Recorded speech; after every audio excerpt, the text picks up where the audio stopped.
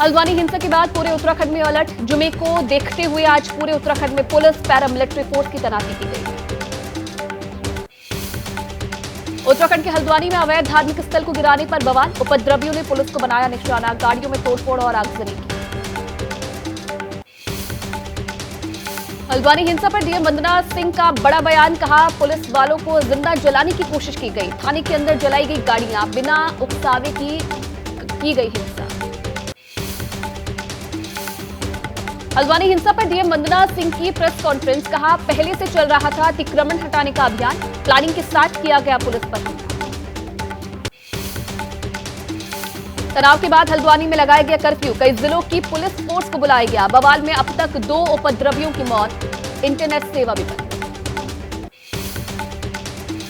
हल्द्वानी में हुए बवाल के दौरान 100 से ज्यादा लोग हुए घायल। आज जुमे की नमाज के दौरान नमाजियों के इकट्ठा होने पर रोक, दिल्ली आने वाली बसें भी रोकी गई। हल्द्वानी हिंसा पर सीएम पुष्कर सिंह धामी की लोगों से संयम बरतने की अपील, कहा हिंसा के गुनहगारों को मिलेगी सजा। यूपीए के खिलाफ केंद्र सरकार के लाए श्वेत पत्र पर थोड़ी देर में लोकसभा में चर्चा, कल हो सकती है राज्यसभा में बहस। बीजेपी पर बरसे कांग्रेस सांसद अधीर रंजन चौधरी, कहा मैदान जंग में होगा फैसला, पूछेंगे कहां घूम रहे हैं मेहुल चौकसी, कहां कर रहे हैं विजय माल्या मस्ती, नीरव मोदी कहां बैठे। बीजेपी सांसद नरहरि अमीन बोले मनमोहन सिंह और मोदी सरकार ने देश में हुई तरक्की और पीएम मोदी के विकास कार्य पर हुई बात। 13 फरवरी को आम आदमी पार्टी की पीएससी की मीटिंग में गोवा, हरियाणा और गुजरात की लोकसभा सीटों के उम्मीदवारों को लेकर होगा सीट शेयरिंग को लेकर कांग्रेस और आम आदमी पार्टी के बीच मतभेद। आपने कहा इंतजार करते करते थक गए। इंडिया गठबंधन को लग सकता है एक और झटका, आरएलडी और बीजेपी की डील हुई पक्की। सूत्रों के हवाले से खबर, आरएलडी को मिलेगी 2 लोकसभा और 1 राज्यसभा की सीट। गठबंधन को लेकर अकाली दल से बीजेपी की बातचीत जारी। सूत्रों के हवाले से खबर, पुराने फॉर्मूले से अलग बीजेपी ज्यादा सीटों पर लड़ सकती है चुनाव। आज पीएम मोदी से मिल सकते हैं आंध्र प्रदेश के सीएम वाईएस जगन मोहन रेड्डी। बुधवार को राज्य की विपक्षी नेता नायडू ने की थी शाह नड्डा से मुलाकात। कांग्रेस प्रवक्ता सुप्रिया श्रीनेत का बीजेपी पर निशाना, कहा जब कहते हैं कि एक अकेला सफर भारी तो 38 लोगों की कुंडी की जरूरत क्यों पड़ी। राहुल गांधी का पीएम मोदी पर निशाना, कहा दिन में 3 बार कपड़े बदलने वाले, 9 लाख का सूट पहनने वाले मोदी जी के लिए ओबीसी का मतलब है ओनली बिजनेस क्लास। केंद्रीय मंत्री अनुराग ठाकुर का राहुल गांधी पर पलटवार, कहा राहुल गांधी ने एक बार नहीं कई बार किया ओबीसी वर्ग का अपमान। आरजेडी विधायक मंडल का दावा, कहा फ्लोर टेस्ट से पहले आरजेडी विधायकों को फोन कर रही हैं नीतीश के करीबी अधिकारी। आरजेडी नेताओं का दावा, बीजेपी को विधायकों के टूटने का डर। बीजेपी नेता नीरज बबलू ने कहा कि बीजेपी में टूट नहीं है। बीजेपी के राष्ट्रीय अध्यक्ष जेपी नड्डा आज सुशासन महोत्सव का करेंगे उद्घाटन। कार्यक्रम में महाराष्ट्र के डिप्टी सीएम देवेंद्र फडणवीस होंगे शामिल। लालू परिवार को बड़ी राहत, लैंड फॉर जॉब केस में आरोपी राबड़ी देवी, मीसा भारती, एमआई यादव की राउस रेवेन्यू कोर्ट ने अंतरिम जमानत दी। 1 लाख बेल बॉन्ड पर अंतरिम जमानत दी गई है। 28 फरवरी को होगी अगली सुनवाई। केंद्रीय मंत्रियों से बातचीत के बाद भी नहीं माने किसान। 13 फरवरी को पंजाब हरियाणा के किसान करेंगे दिल्ली के लिए। किसानों की 13 फरवरी को दिल्ली जाने की तैयारी जारी। संगरूर जिले के गांव में राशन घर घर से इकट्ठा कर रहे हैं किसान। किसानों की दिल्ली कूच को लेकर जींद पुलिस ने नाकेबंदी का मास्टर प्लान तैयार किया है। पुलिस का दावा, किसानों को किसी भी कीमत पर नहीं जाने देंगे। यूपी के अयोध्या में मौनी अमावस्या पर आस्था की डुबकी, श्रद्धालुओं ने सरयू नदी में स्नान और पूजा की। बाबा बागेश्वर बोले ये भारत बाबर और अकबर का नहीं रघुबर का है। जब तक हिंदू राष्ट्र नहीं बनेगा तब तक हम शांत नहीं बैठेंगे। यूपी के बरेली में दरगाह आला हजरत के पास मंदिर पर नया विवाद। बरेली में आचार्य महामंडलेश्वर स्वामी सच्चिदानंद का दावा, ये घर नहीं 200 साल पुराना मंदिर है। मौलाना तौकीर रजा के ऐलान के बाद यूपी के बरेली में बढ़ाई गई सुरक्षा। पुलिस और पैरामिलिट्री फोर्स बढ़ाई गई। जेल भरो आंदोलन का किया गया ऐलान। मुंबई में उद्धव गुट के नेता अभिषेक भोसलाकर की फेसबुक लाइव के दौरान गोली मारकर हत्या। वारदात के बाद हमलावर मॉरिस ने खुदकुशी की। गुजरात के जामनगर में मॉल में लगी आग। कड़ी मेहनत के बाद फायर ब्रिगेड के लोगों ने बुझाई आग। लाखों का सामान जलकर हुआ राख। बिहार के दरभंगा से आए बीपीएससी पास टीचर बायोमेट्रिक जांच में निकला फर्जी। अलर्ट में आया विभाग, आरोपी को किया गया। और चलिए आगे बढ़ेंगे। अब बात करेंगे उत्तराखंड के हल्द्वानी की, जहां कल हुई हिंसा की बात करेंगे। हल्द्वानी में हिंसा के बाद कर्फ्यू लगा हुआ है। भारी सुरक्षा के बीच काबू में हालात हैं। थोड़ी देर में घटनास्थल पर डीजीपी पहुंचेंगे। डीजीपी अभिनव कुमार घटनास्थल का जायजा लेंगे। कल हुई हिंसा में 2 उपद्रवियों की मौत हुई थी। ये बड़ी जानकारी मिल रही है हल्द्वानी हिंसा को लेकर। हल्द्वानी में कल हिंसा हुई थी जिसमें 2 लोगों की मौत हुई है। तनावपूर्ण हालात है। हल्द्वानी में हिंसा के बाद कर्फ्यू लगा हुआ है और भारी सुरक्षा के बीच काबू में हालात है। थोड़ी देर में घटनास्थल पर डीजीपी पहुंचेंगे। डीजीपी अभिनव कुमार घटनास्थल का जायजा लेंगे। आपको बता दें कि कल हुई हिंसा में 2 उपद्रवियों की मौत हुई थी। और चलिए इस वक्त हल्द्वानी से हमारे 2 सहयोगी जुड़े हुए हैं लाइव। सीधा अपडेट उनसे ले लेते हैं। संजय त्रिपाठी हमारे साथ जुड़े हुए हैं और साथ ही साथ मनोज वर्मा भी हमारे साथ जुड़े हुए हैं। संजय, सबसे पहले मैं आपका रुख करना चाहूंगी। आज जो डीजीपी हैं थोड़ी देर बाद घटनास्थल पर पहुंचने वाले हैं, क्या अपडेट अभी मिल रहा है? कहां तक जो जांच है वो पहुंची है? देखिए, मुख्यमंत्री पुष्कर सिंह ही चीफ सेक्रेटरी को निर्देश दिया था कि वो मौके पर जाएं और पूरी वस्तुस्थिति का जायजा लें कि जो हिंसा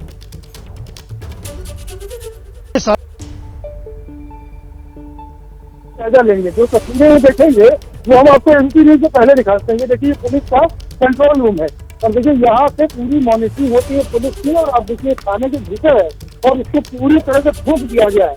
इसके भीतर जो कंप्यूटर लगे हैं, जो प्रिंटर लगे हैं, जो सीपीयू लगे हुए हैं, पूरा हार्डवेयर सॉफ्टवेयर सब कुछ यहाँ जलकर खाक हो गया है। और जो यहाँ कैमरे लगे थे वो भी सब तोड़ दिए गए हैं। जो कुर्सियां लगी है देखिए आप, उनमें भी आग लगाई गई है। ये पूरा का पूरा जो कंट्रोल रूम है ये जलकर पूरा का पूरा जो कंट्रोल रूम है ये जलकर खाक हो गया है।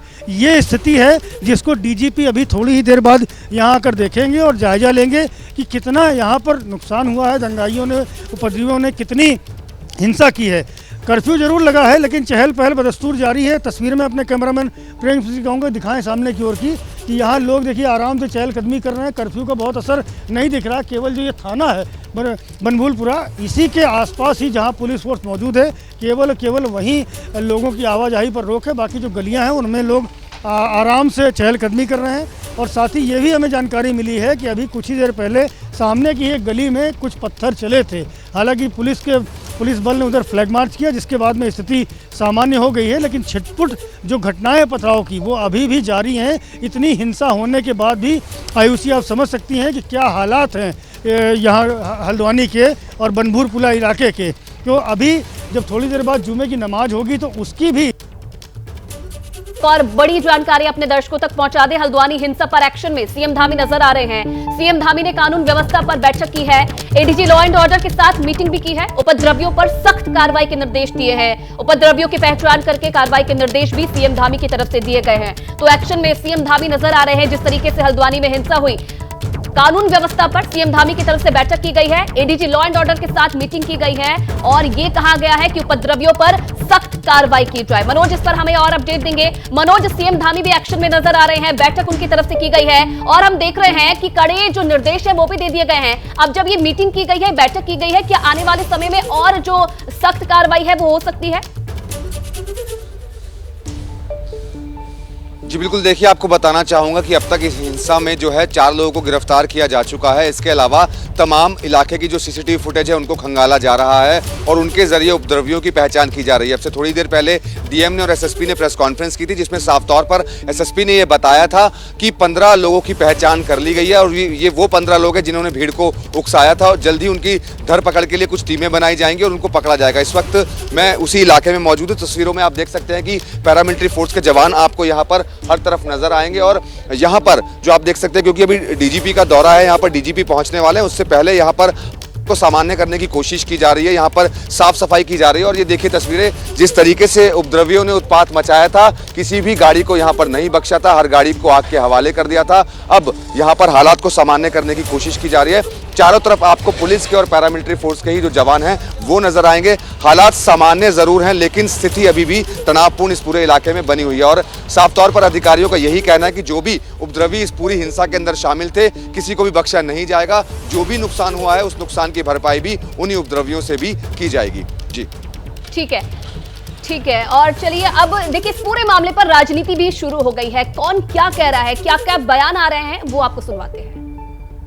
साजिश रोकने में कौन नाकामयाब रहा? हर हालत में कानून व्यवस्था प्रदेश सरकार का मसला है और प्रदेश सरकार पूरी तरह असफल रही है। 4 जाने गई, बहुत से घर जले, बहुत से लोगों को चोटें आई हैं। ये सब एक गंभीर घटना है और भारतीय जनता पार्टी के कुछ लोग साजिश करके चुनाव के पूर्व उन्होंने ऐसी परिस्थिति पैदा की है। खैर, सबसे पहले वहाँ सामान्य स्थिति वापस लानी चाहिए। इसके लिए मैं अपील करता हूँ कि पहले वहाँ सामान्य स्थिति है। लेकिन सर, कहा जा रहा है अतिक्रमण हटाने के लिए जब ये कार्रवाई हुई उसके बाद में इस तरीके के हालात बनाए गए वहाँ पर। अतिक्रमण कैसे बुलडोजर से हटाए जा रहे हैं आजकल, ये सबको मालूम है। हल्द्वानी हिंसा, एक तरफ तो गुनहगारों को ढूंढा जा रहा है, दूसरी तरफ इस पर राजनीति भी शुरू हो गई है। आगे बढ़ेंगे, बड़ी खबर आपको बता दें, पाकिस्तान में नेशनल असेंबली पर ताजा अपडेट मिल रहा है। पाकिस्तान की कुल 37 सीटों पर चुनाव आयोग ने नतीजों का ऐलान कर दिया है। नवाज शरीफ की पार्टी PMLN ने बढ़त बनाते हुए 14 सीट पर जीत दर्ज की है। इमरान की पार्टी PTI समर्थित इंडिपेंडेंट 12 सीट पर और PML 1 और PPPP 9 सीट पर जीते हैं। तो ये ताजा आंकड़े, पल पल के आंकड़े बदलते जा रहे हैं जिस तरीके से पाकिस्तान में। और ज्यादा जानकारी देने के लिए हमारे डिफेंस एडिटर आशीष सिंह हमारे साथ जुड़े हुए हैं। आशीष, जिस तरीके से हम देख रहे हैं पाकिस्तान में पल पल के जो आंकड़े हैं ये बदलते हुए नजर आ रहे हैं, किस ओर ये इशारा कर रहे हैं? 2 तरफ। पहला, किस तरह से कल रात को PTI बहुत ज्यादा आगे थी इमरान खान की पार्टी और वो शुरुआती रुझानों में अभी केवल 2 डिजिट में दिखाई दे रहे हैं रिजल्ट्स। कल तो 3 डिजिट्स में PTI बहुत आगे चल रही थी PMLN की, यानी कि 100 से ज्यादा सीट्स की अगर हम बात करें तो। लेकिन दूसरी तरफ ये इशारा कर रहा है कि जो कुछ रात भर में हुआ है अब उसके नतीजे सामने आने शुरू हुए हैं। लेकिन एक और चीज ध्यान रखना होगा यहाँ पर, दर्शकों को आप ये जरूर मैं समझाना चाहूंगा कि इतनी आसानी से अगर PMLN और उनके अलायंस मेंबर्स को आसानी से जीत होने दिया जाता तो जाहिर सी बात है कि फिर पाकिस्तानी आर्मी बिल्कुल भी उन्हें कंट्रोल में नहीं कर पाती। उन्हें इस बात का एहसास होता कि लोग उनके साथ में हैं। लेकिन अभी पाकिस्तानी आर्मी के लिए ये बहुत ही बेहतरीन सिचुएशन बन गई है कि भले ही डेमोक्रेसी के नाम पर आप किसी पार्टी को, किसी अलायंस को जीतने दें, लेकिन उन्हें इस बात का पता रहेगा कि 8 तारीख की रात को क्या कुछ हुआ था और वो कभी भी पुल द प्लग जिसे कहते हैं ना अंग्रेजी में कहावत, जब भी चाहे पाकिस्तानी आर्मी तख्ता पलट कर सकती है। ये दूसरी तरफ इशारा कर रहा है। फिर भी अभी बहुत एक लंबा समय मैं देखता हूं, लगभग आप ये मान के चलिए कि आज देर रात तक भी यहां पर सिचुएशन पूरी पिक्चर क्लियर हो पाएगी। एक बात और यहां पर जिसके संकेत मुझे दिखने शुरू हो गए हैं, क्योंकि PTI की बढ़त नेचुरली तौर पर दिखाई दे रही थी कल देर रात तक। ऐसे में अगर अचानक से रिजल्ट पूरी दूसरी तरफ जाता हुआ दिखाई दे रहा है, अगर आप अभी के आंकड़े जो हमने दर्शकों को बताया ब्रेकिंग न्यूज में 3-4 मिनट पहले, उसमें लगभग 3 गुना का फासला है जहां पर PTI है और जहां पर PMLN है। ऐसे में ये तय मानिए आप कि इसमें से कई नतीजे या फिर एक ओवरऑल पिक्चर कोर्ट में जरूर पाकिस्तान में चैलेंज की जाएगी। तो ये एक लंबा खींचेगा, वो भी पाकिस्तानी आर्मी के लिए एक फेवरेबल सिचुएशन होगी, क्योंकि अगर कोर्ट में जाए किसी तरह की गवर्नमेंट फॉर्मेशन को लेकर जुडिशरी से ऑर्डर मिल जाए, तब भी पाकिस्तानी आर्मी का एकाधिकार पाकिस्तान की सरकार पर, पाकिस्तान की आवाम पर बना रहेगा। जी, खबर आपको बता दें, लाहौर सीट पर नवाज शरीफ ने जीत दर्ज की है। पाकिस्तान आम चुनाव के जो मतगणना है वो जारी है और इस बीच जानकारी ये मिल रही है, लाहौर सीट पर नवाज शरीफ ने जीत दर्ज की है। पाकिस्तानी मीडिया के हवाले से खबर मिल रही है, विरोधी उम्मीदवार यास्मीन रशीद को हराया है। ये बड़ी जानकारी, इस वक्त का बड़ा अपडेट, लाहौर सीट पर नवाज शरीफ ने जीत दर्ज कर ली है। आगे बढ़ेंगे, बड़ी खबर आपको बता दें, पाकिस्तान से बड़ी खबर है आम चुनाव से जुड़ी हुई, जहां मतगणना जारी है और पाकिस्तान में 47 सीटों के नतीजे आ गए हैं। इमरान समर्थक निर्दलीय 16 सीटें जीते हैं, नवाज की पार्टी 17 सीट जीती है और बिलावल की पार्टी 12 सीटें जीती है। तो अब तक का ये आंकड़ा जिस तरीके से मतगणना जारी है, 47 सीटों के जो नतीजे हैं वो अब तक सामने आए हैं। जहां इमरान खान समर्थक जो निर्दलीय हैं उन्होंने अब तक 16 सीटों पर जीत हासिल की है। नवाज शरीफ की पार्टी अब तक 17 सीटों पर जीत हासिल उन्होंने की है और अगर बिलावल भुट्टो की पार्टी की बात की जाए तो 12 सीटें अभी तक बिलावल की पार्टी जीती है। इन आंकड़ों में अभी नवाज शरीफ की पार्टी आगे बढ़ती हुई नजर आ रही है, लेकिन आंकड़े अभी पूरे तौर पर सामने नहीं आए हैं। ये वो जगह है जहां पर अब तक जीत हासिल की जा चुकी है। इमरान समर्थित निर्दलीय जो है 16 सीटों पर जीत चुके हैं, नवाज की पार्टी 17 सीटों पर जीत हासिल कर चुकी है और बिलावल की पार्टी 12 सीटें जीती है।